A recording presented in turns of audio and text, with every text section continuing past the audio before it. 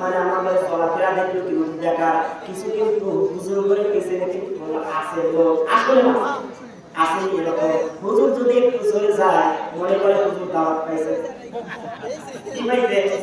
দাওয়াত পাইছে আবার যদি হুজুর যদি আসতে যায়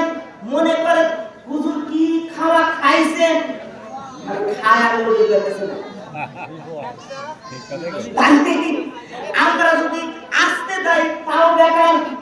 আমরা যদি চলে যাই তাও বেকার কিছু মানুষ দেখে আমাদের পিছনে লাগেই থাকে আর কিছু মানুষ একদম আছে যেমন মমতাজ গুরুপীর যেমন এক গুরু করে ওরা তো পীর সাজে বাঙালি হুজুর বাঙালি কুষ্টিয়া তো যাচ্ছে পিসাব করে এক পীর মানে পানিটা নিয়ে